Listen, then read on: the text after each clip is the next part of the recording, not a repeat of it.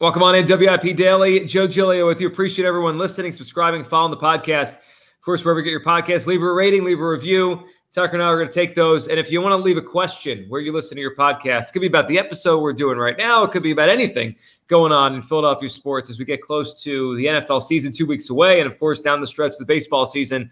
Leave a question, leave a comment. We'll do a mailbag episode very soon coming up here. Tucker will join me in a few minutes on our YouTube page as the preseason is mercifully over. And, you know, people hate the preseason. It's football. It's on TV. I don't mind it, especially some teams that play some starters. You glean something from it or just get excited. The first preseason game, the second one I watched pretty intently, and I enjoyed it. The last one, just like the old fourth one, it's tough. It is. You know, you get a little bit of maybe a player or two that eventually could become something. There's probably someone that played last night who will help the Eagles this season or help someone this season. So there's something to it. But I think today, after the final preseason game, is a good time to kind of wrap up what we learned about the Eagles, what I think we learned about the Eagles in the preseason, in training camp, in their practices leading up to where we are now. Because really, now it's just about finalizing the roster, Tuesday's cutdown day, and then that's it. It's preparation for the Patriots in week 1 for the Eagles. So I've got 5.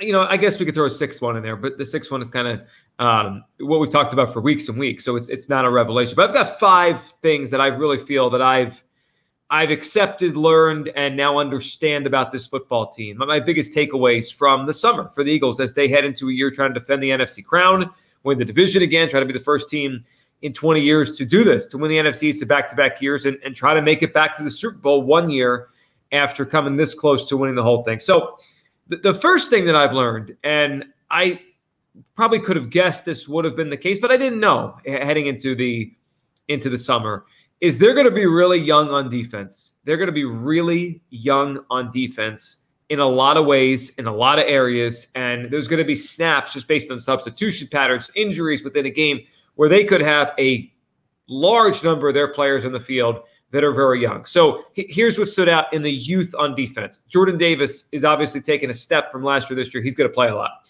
Jalen Carter really emerged down the stretch of training camp in the preseason. He's going to have a big role. Nakobe Dean's going to start at one linebacker. I wouldn't be surprised if Christian Ellis, a young player, is with him out there sometimes. I know Cunningham looks like he's going to make the roster. He's a vet. But Ellis looks like the third linebacker, another young guy. Reed Blankenship is clearly the Eagles' top safety right now. And the next safety might be Sidney Brown, a rookie. With the injury to McPherson at corner, with cutting Greedy Williams, the Eagles' corners, I mean, think about it. It's Ringo, it's Ricks, it's Goodrich, it's Job. Like the guys they have as the depth behind Slay and Bradbury are all young. And of course, Maddox, they're all young. So there could be scenarios here this season where you have 2 rookie, a first-year and a second-year defensive tackle. You have 2 young linebackers, a second-year safety who was undrafted, a rookie safety who was drafted in the 3rd round, and maybe a rookie, a first or second-year corner on the field somewhere. That's a lot of youth, and it reminds me a little bit of what the Chiefs did last year, where they threw their youth out early in the season. McDuffie, the first-round corner, their pass rusher, Karlaftis, and they really weren't a good defense, I would say, for the first 60% of the season last year. And then it felt like some of those kids started to get it.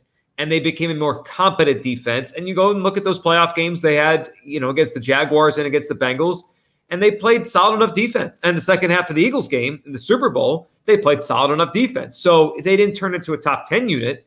And I don't believe this Eagles defense is going to be as good as it was last year because they have a lot of youth. And their best pass rusher right now is a broken thumb. But a lot of youth is going to be on the field on defense.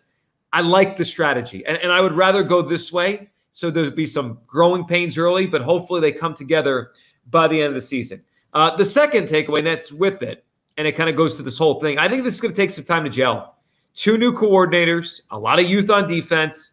As Elliot Shorr-Parks has told us basically every day, and I'm sure you've heard in the Go Birds pod and whenever Elliot's on WIP, it's been sloppy. The Eagles have been sloppy in training camp in terms of pre-snap penalties, substitutions. I don't think we could discount how the effect of 2 new coordinators will have on things. It's not just like plug and play, hey, what's the difference? No, it's communication. It's getting on the same page. With Brian Johnson, we don't know if the flow of calling plays, how that will be.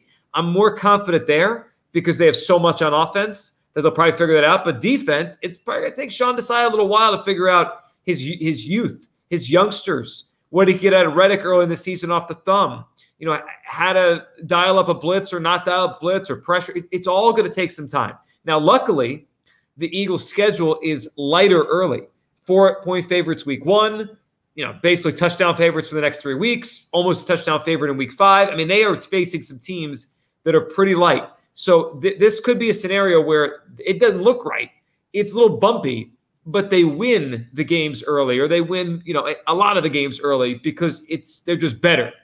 But I do think it's going to take some time to gel for this to look anything like it looked. Because last year, you know, you go back to just thinking about that team, how they played on defense against the Giants in the playoffs, their offense against the Giants in the regular season, like their peak, the best of the Eagles last year, the offense against the Steelers late in October.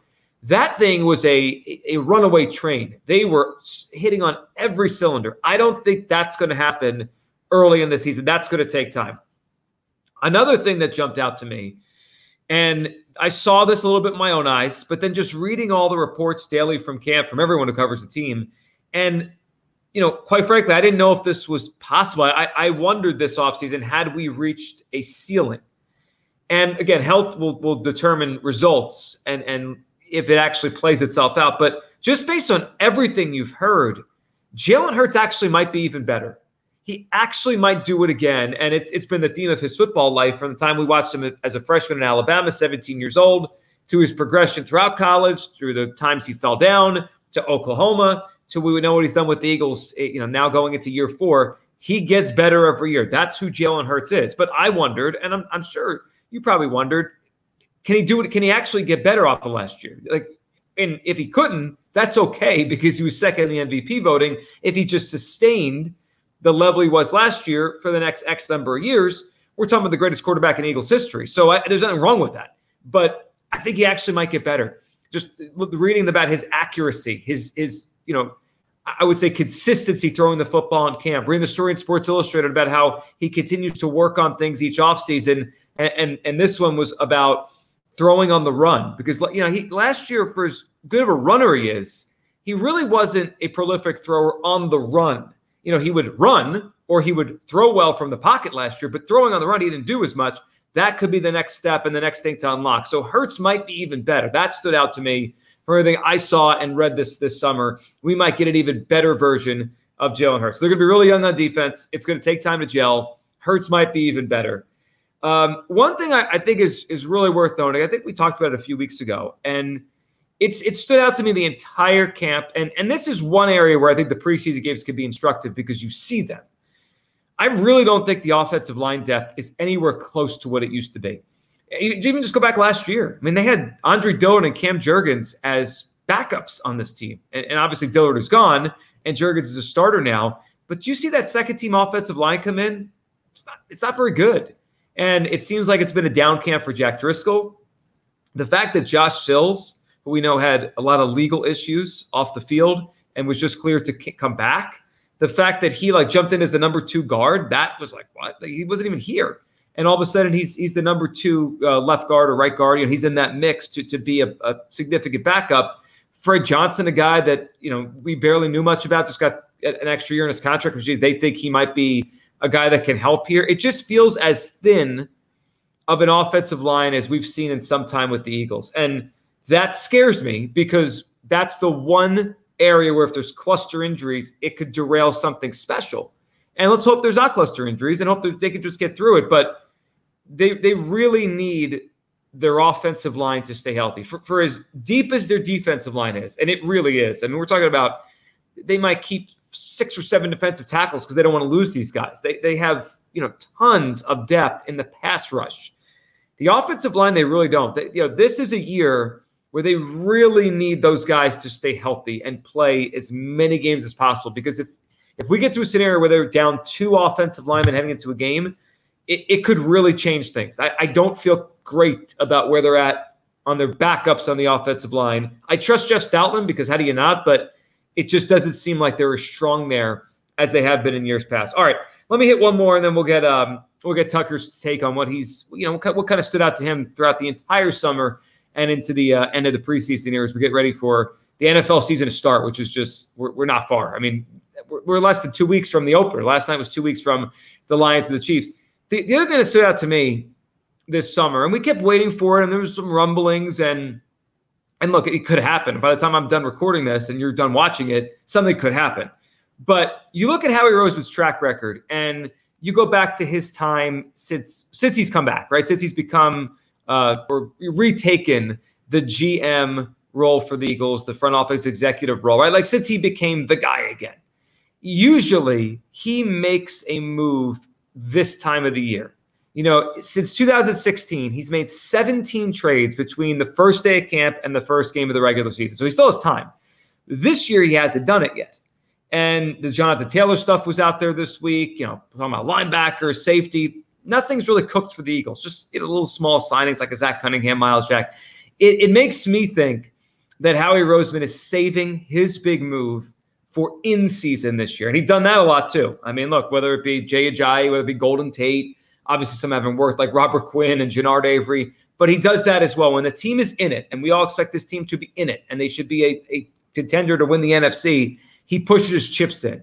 And I'm getting the sense, because nothing's happened in summer, that he's going to let it play out, that he's going to see what he has at linebacker, he's going to see what he has at safety, he's going to see how some of his older players hold up, especially at big positions. We're talking about corner, they're older, tackle, and center, they're older. Like there could be a scenario where they need something significant in the middle of the season. And look, we're in a weird kind of year this year where I think there are two quarterbacks teams might tank for. Caleb Williams is obviously the guy at a USC, but I think Drake May could be a tremendous pro as well. So there could be a weird year in the NFL where some bad teams, like let's say the Arizona Cardinals, let's say the Tampa Bay Buccaneers, the Raiders, whoever, just start saying, screw it, we're losing on purpose. And that could lead to a free fall of trades from 2 or 3 or 4 teams. And maybe the Eagles are involved. Maybe the Rams are one of those teams. Who knows? Injury to Fletcher Cox, maybe Aaron Donald this year by the end of October. So I think it's interesting how he's been relatively quiet in the trade front so far. Again, we have time till the first game, but he's always making trades in August. Right around this time last year was Chauncey Gardner-Johnson.